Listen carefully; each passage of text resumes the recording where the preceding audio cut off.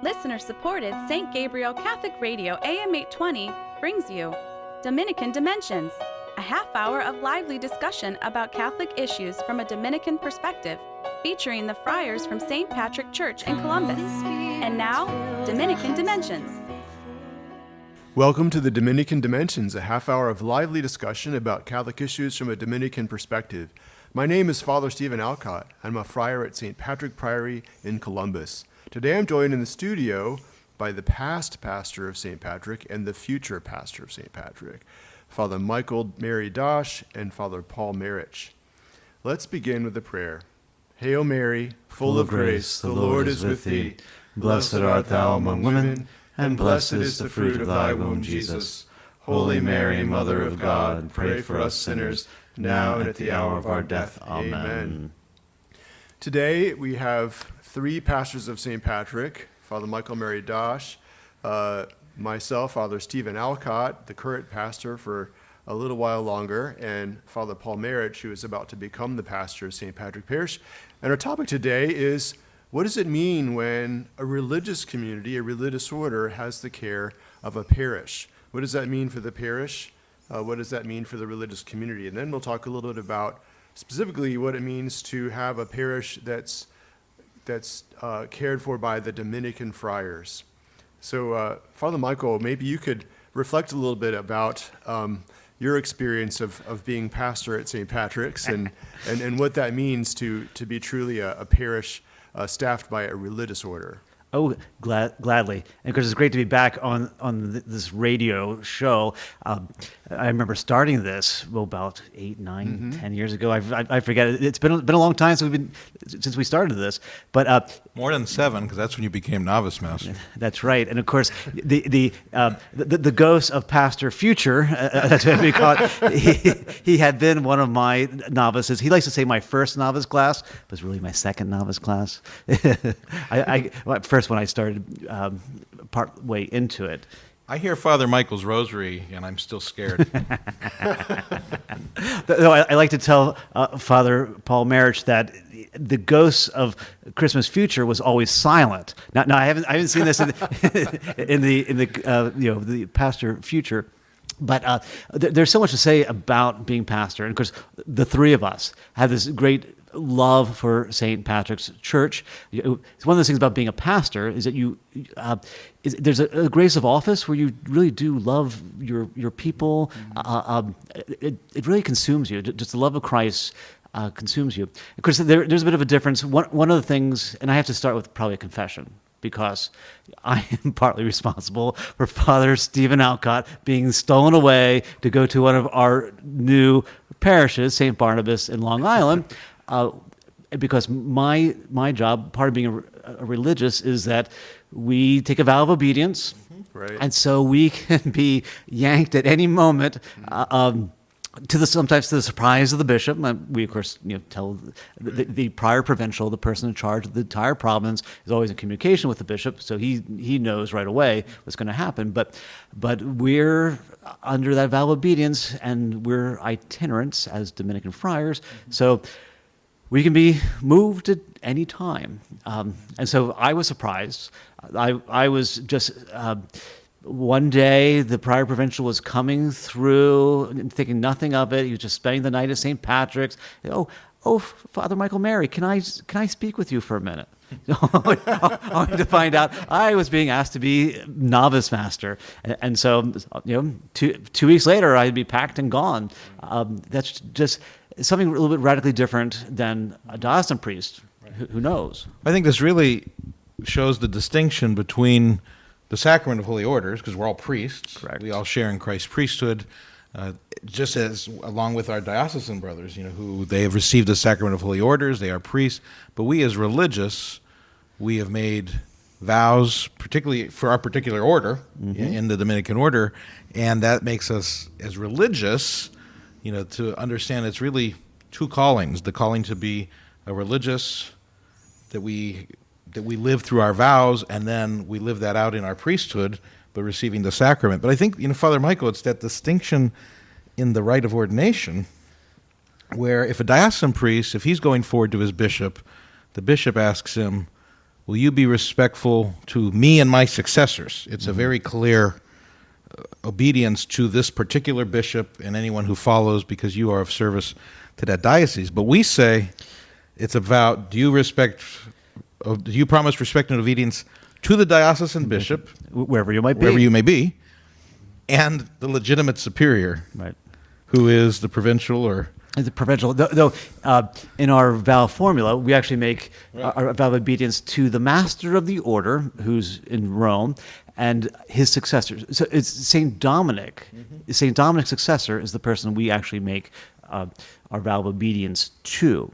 Now, because this is the basic distinction. You hear us speak of religious priests and then diocesan priests, or sometimes secular priests, which it's not an accusation that they're being secular and we're religious and they're not. It's a sort of canonical term. So when you hear those terms, it's not a judgmental term. It's about a state of life. And so religious priests, just like religious sisters, make vows of the evangelical councils, typically poverty, chastity, and obedience. They're all consumed. For us Dominicans, for 800 years, we've been making a vow of obedience, understanding that poverty and chastity fall underneath that of which we're promising to be obedient to.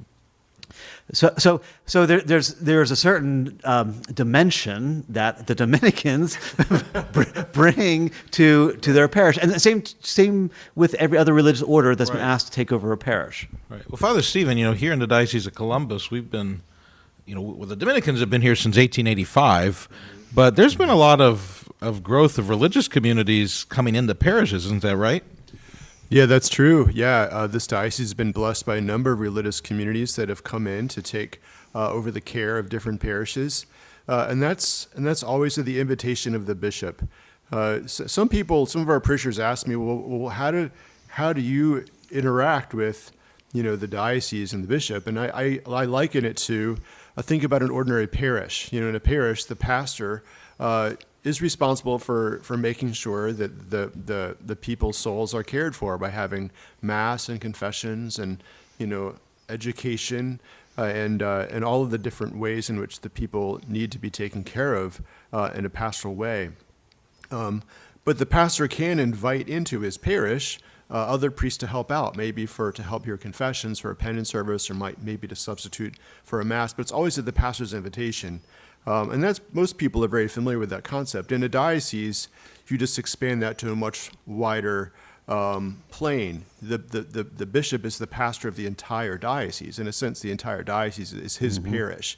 And so he can invite other priests in from outside the diocese, including religious order priests, who can come and not maybe just for a day, but indefinitely for years, take over the care of part of his diocese, part of his parish, in need. So our bishop has invited a number of religious communities to come in and take the care of the parish. So the bishop is really it's still his parish. It's still a parish that belongs to the Diocese of Columbus, but he's entrusting the care of the people in that parish to a religious community. And usually not just one priest is the pastor, but a whole community of priests.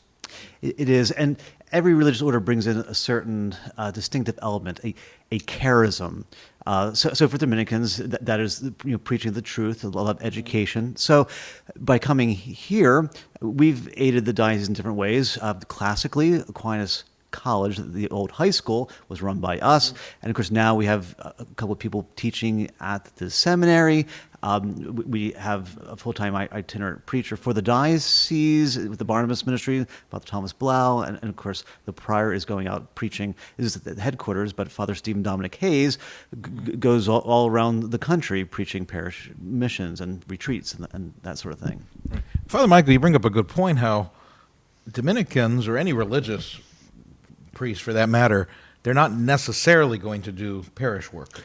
No, we're the fortunate ones. Yes, exactly. It really is true. But as Dominicans, a lot will send off for studies, and spend the rest of their years in the classroom. They might become novice master. Of course, that's the thing with the vow of obedience. You don't know. It's actually one of the greatest blessings, because I'd always been kind of slated for teaching Right.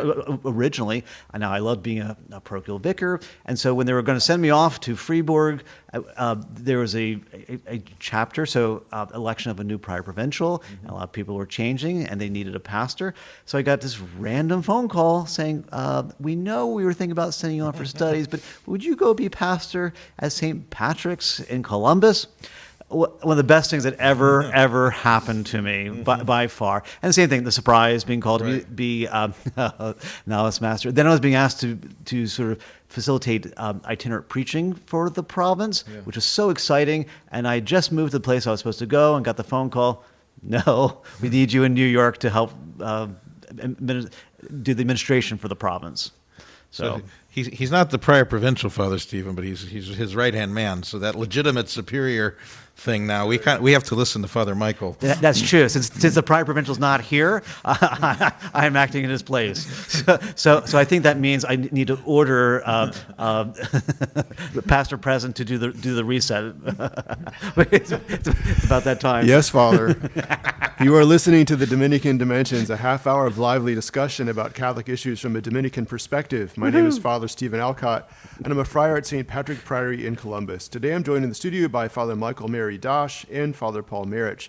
We've been discussing what it means to be the pastor of a parish as a religious priest, what it means for a religious order to have the care of the parish, and also what it means for a parish to be under the care of the Dominican order. So, Father Paul, maybe you could speak about some things you're looking forward to as a pastor of this parish. Brace yourselves. Well, it's been quite a blessing for me because I came to St. Patrick's as a transitional deacon in 2021, and then they decided to keep me here as a parochial vicar. It's like, all right, it's been good work started already, and then I got the call a few months ago. They wanted me to be pastor. I was like, what? Now? But it's Who thought that was a good idea? I think it was the vicar provincial. I think he. Yeah, I had a part of that. So my apologies to all the people at St. You're at Patrick's. fault for you move Father Stephen. You put me in here. So write all your letters of complaint, Father Michael Mary Dosh. But no, I'm very thrilled and excited to take on this new role as now pastor in this parish that I love. I've loved it so many years. I came here as a student brother and got to know parishioners, and it's just kind of kept getting to know this parish. And what I really love about this parish, we are a Dominican parish. And this is an interesting thing with the history of St. Patrick's, much like what's going to be the case where you're going, Father Stephen, at St. Barnabas. This parish was not founded as a Dominican parish. It was founded in 1852 as a diocesan parish, but then in 1885, it was entrusted to the Dominican order. So for the vast majority of our 170-plus year history, we've been Dominican. But, it's interesting, like St. Patrick was not a Dominican, although I say he would have been had the order existed. Yeah, absolutely. He's a proto-Dominican. Yeah, the Apostle of Ireland. Yes. Of course, St. Dominic was envisioning an apostolic life. You can definitely St. Paul would have been a parallels. Dominican, too. Oh, yeah. Yes, Oh, but that's clear. before he stoned St. Stephen, I can't use that joke anymore. But with our parish being entrusted to the Dominican order, it gives it a specific character, and that's something that I, especially as we draw close to 140 years of the Dominican friars here at St. Patrick's, really to just remind our parishioners of this great, thing that we have here with the Dominicans here, that they are a gift to us, but that we hopefully are a gift to our parishioners through our preaching, our celebration of the liturgy, our hearing of confessions, our catechesis, both for young people and for adults, that when you come to a Dominican parish, there are certain expectations that should give it a certain character. Not to say that those elements don't exist in some way in diocesan parishes or parishes run by other religious orders, but it's unique Dominican character to it, that it's our preaching, but what you also have to remember with our preaching is that our preaching is not just out of nowhere, that our preaching comes from a life of contemplation, that we live as religious. And so why is Dominican preaching the way that it is? It's because it's formed through our prayer, through our study, through our community life. Yeah, yes, and the intellectual tradition that we inherited, so such a focus on studies and St. Thomas Aquinas, that permeates everything of our life, and the community life too. So just the banter you hear on this radio show, every time you listen to it, that is part of our life that gets passed through. Right. And that, the other thing too with this could be any religious parish. Here in particular, you have several priests where, today so many parishes have only one priest. Maybe it's one priest needing to cover multiple parishes. Like Father Stephen, you said, maybe a retired priest or someone can come in to help, but that is another unique aspect to our parish, is that we have several priests who are here, who are available for Mass, who are available for confession. Maybe it's a relief for some people. It's not Father so-and-so this week. And that's going to be true of the other religious parishes, too. They have a unique charism, whatever it is that they're bringing into the diocese. And they've been invited in here to serve. And so that charism is meant to help the entire diocese. So our presence here is meant to not just be the care of souls at St. Patrick's Church, but also to, in some ways, be leaven for the diocese. We've been in some ways responsible for nurturing a number of vocations of a lot of the diocesan priests that have been ordained in recent years and going back in history. Right. It's part of the contributions when we go out and preach and help out and help other parish priests that are overworked and don't have another priest to help them. Right. But there's a dark side too. So just to talk about the advantage to come to a parish staffed by, we'll just pick on the Dominicans. You get to meet all these different Dominicans, so they all have different characters that you get to know, but it's going to take you more time because you don't see the pastor at every Mass. So you're getting to know all these different priests. So it might take you a little longer to become familiar. And then, because they have these vows of obedience, you find out, oh no, the person I just finally got to know and came to love and has been helping me is all of a sudden yanked out and being sent to Long Island. Right. What am I going to do? Because I once had a parishioner to tell me, I love the Dominicans, this is great, but if I had any idea how often I'd have my heart broken, because so many of us and we're constantly moving, I would never have joined, she had said. But, I mean, she loves it here and still here, but... Right. But I should remember that, and it is something different. And unlike a diocese, there are transfers obviously between parishes, priests in a diocese, but Father may be sent to just another parish in the city, or maybe a couple towns over, where yes, you won't see him every week at the parish, but he's still around. Or if there's a diocesan event, say like the Chrism Mass or an ordination, and if you're there, oh Father, it's good to see you again. There could still be some lines of connection in the local church where. With many of our friars, when you're moved on to a new assignment, you may never go back to where you had been and where you were loved by parishioners.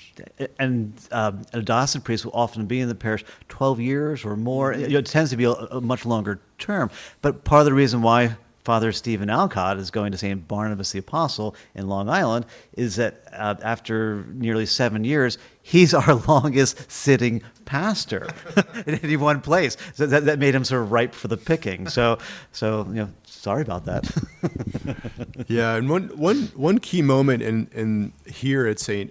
Patrick's, as we said at the beginning of the program, it's St. Patrick Priory. Until 2017. We didn't have enough Dominican friars assigned here at St. Patrick to be a full priory. A priory has a minimum of 6 friars who live in that same community and pray together and eat together and serve as brothers to each other. But once you become a priory having 6 or more, you can start diversifying some of the roles.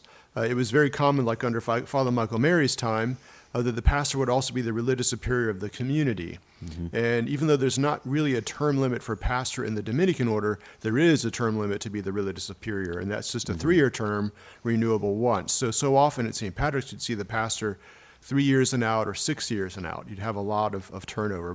But now that we're a priory, we have a separate prior. Father Hayes is currently the prior than the pastor. So that's why I was able to serve a little longer than your average pastor. So Father Mike, you were just here for about 6 years, right? It's 6 years and a few months, because absolutely right. You're only allowed one more 3-year term. But the prior provincial at the time had gone all the way to the master of the order to get a dispensation so that I could serve as a third term. Wow. Just with all this process, longer. So I thought, I'm safe. And then like a month or two later, once it had all gone through, he shows up, and that's when he asked me to be novice master. So you never know what's going to happen in religious life. Yeah. Father Stephen, in your 7 years as pastor, would have been some of your memorable moments, because you had been a parish priest, you'd been a campus minister for a long time as well. Part of that also at a university parish, which allows you to be a parish priest in a more unique setting. But in your first role as a pastor here at St. Patrick's and taking the leadership of a parish, what has stood out to you or has been most memorable? Well, one of the big things actually is just becoming a priory, getting to the point where we had enough friars that we could expand the community. Also, I'm a first-time pastor, and it's been really good to have a wonderful staff, to get to know them, to know how to work with the staff, to get to know how to work with a parish council. One thing I found out when I first got here was that many parishioners didn't know each other that well. So we worked to try to start events that would help parishioners get to know each other better. We were invited to help with some outreach to two of our local campuses, Columbus State Community College and Columbus College of Art and Design. So we started just a very small campus ministry outreach there. And also even just expanding our help with the local diocese. When I first got here, there was only one. We already had confession 7 days a week, but there was basically one priest on for the weekdays around lunchtime. But sometimes the lines, the confessions would last from 12:15 all the way until 2 o'clock or later. Mm-hmm. And so we added a second priest on for confessions. So people know that any day they can come to St. Patrick's and have their sins forgiven by Christ, and that, to me, that's very important. And that's one way in which, in a religious parish, that we not only help the parishioners, we try to be of help to the whole local church, to the people in the whole area, and to be a help to the local clergy, the diocesan priests, and to be of service to them. One of my most moving moments I remember was, of course, I was here during the pandemic, which was a challenge for everyone. But I remember at one point, just the week before Christmas, a couple of the friars came down with COVID, and the whole community had to quarantine. As a pastor, the last thing you want is for all the priests to be suddenly out of commission, a few days before Christmas. But it was so wonderful. A lot of the diocesan clergy really came in. They came and were helping out. Bishop Brennan came in and helped out personally with masses and confessions. Father Basso, the rector of the seminary, a number of diocesan priests came in. It was very moving to see that we try to help the local clergy, but they really came back and helped us when we had a great need.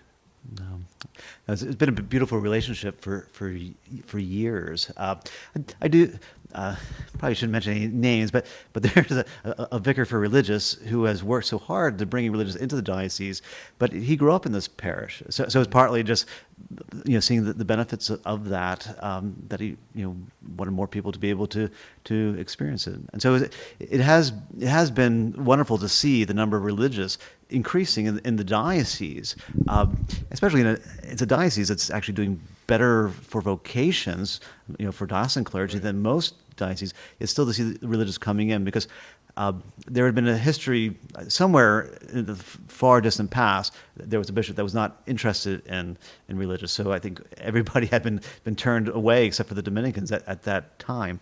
Whereas in Cincinnati, they had always had religious, and of course they have a lot of religious orders that are now struggling and have had to give up parishes. So it's interesting. Columbus is really in a blessed point in our history and in the church. So I hope to see the Diocese of Columbus continue to be kind of leaven for the rest of the country. Right. One other thing too, this has been noted as a good first assignment for a new priest, which is certainly the case for me. And I didn't expect they'd make me pastor right after that.